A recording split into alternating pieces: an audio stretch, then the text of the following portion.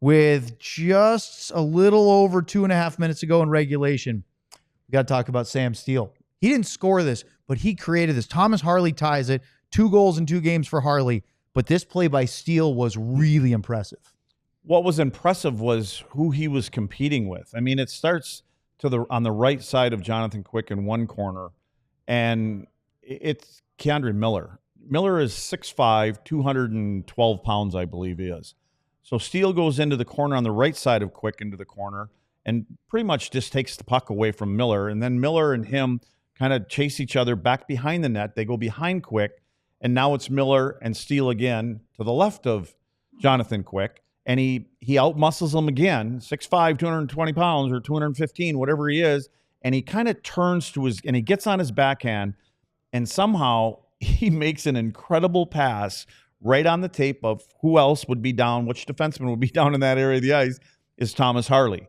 And we've seen Thomas down in those areas. I say it, he's got these offensive instincts in that area of the ice. He understands when to stay out. As a defenseman, so many times what helped defensemen is when forwards, if you're on your own zone, the opponent forward will help you when they come in too low, because now you're right near us and we can kind of defend you. But he understands that, so he stays out high enough until he sees that Steele's got an opening, that he can get a puck out there. Then he steps down a couple more feet, he takes his time, and then he gets it, and what does he do? He finishes it again. 6th goal of the year for Harley. Steele with a beautiful assist. The man of steel with a heck of a play.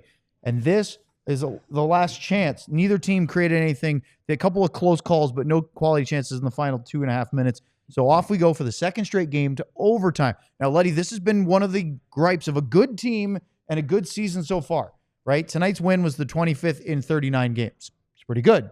Stars have 51 points in 39 games. Also pretty good. One of the complaints of Stars fans is not the wins, but in some of their losses, they haven't been able to fight back from a deficit, get to overtime, and steal some points. Well, they did that tonight, not just 1, but 2, because in overtime, they draw a penalty. As Wyatt Johnston, this starts with an unbelievable move by Matt Duchene as he sort of loses possession, coming over the blue line, gets it back, and in one motion recognizes he sees where the pass needs to go, but there was a Rangers player. So rather than just try to push it through, he spins and throws a backhander into space. Pass goes across, and Panarin ties up Wyatt Johnston. I don't know if it was a bit of a harsh penalty in your mind.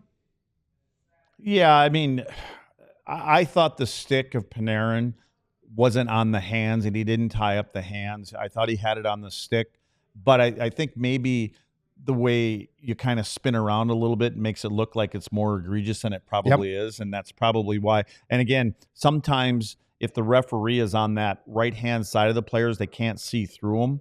You know, if he's standing over there, it appears that he probably hooked him. I think he had the angle behind, so he couldn't see like we could from the camera angle with the other way.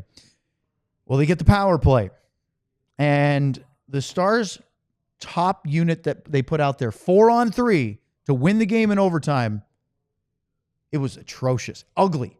Not saying the players out there shouldn't be out there, but Luddy, they were forcing a play that wasn't there more than once, and they almost went through a full 2-minute 4-on-3 without a shot on goal. One of the rules, I think, from a penalty killer standpoint, and power play guys obviously on the other side of it, is you don't try, whether it's 5-on-3, 4-on-3, 5-on-3. You don't try to go through the triangle. Typically, when you only have 3 defenders out there, you set up a triangle, and the guy at the top pretty much wants to stay in front of a shooter from the tops of the circles. The other 2 guys, once the puck gets down low, you just kind of make sure nothing comes into the high slot.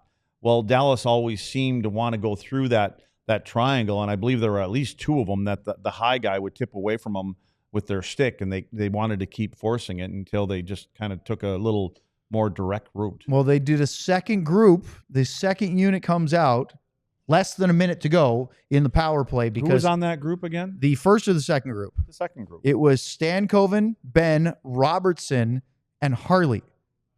They came out, again, I think it was like 30, 35 seconds. I believe I saw Steve Spott talking to those guys while the number 1 power play was out there. Spotter took charge and said, hey, guys, here's what we're going to do when we get out there. and they listened to him, and it worked again. Well, guess what? With 8 seconds left on the power play, the Stars get their one and only shot on goal of that 4-on-3, and it's the game winner for the captain. Jamie Benn scores on a redirection at the top of the crease from Jason Robertson, and Luddy, instead of trying to force through that triangle, they went around it and got to the puck to the front of the net. Yeah, and so, again, 6'5", 215-pound Keandre Miller was standing in front and did absolutely nothing to Jamie Benn. And he's a big guy. He's a big man, and he was about a foot outside the top of the crease there, and Jamie was just standing behind him. So the goal that Duchesne attempted to get to Jamie, that Duchesne got credit for, Jamie was in that very same area, and like I said, he didn't get a whack, he didn't get a stick lift or anything. It was a great pass from Robo, and Jamie puts it in strong on his backhand side and tips it in right where he always is. And just like that, the Stars win for the 5th straight game, points in 7. They're 9-3-1 in their last 13.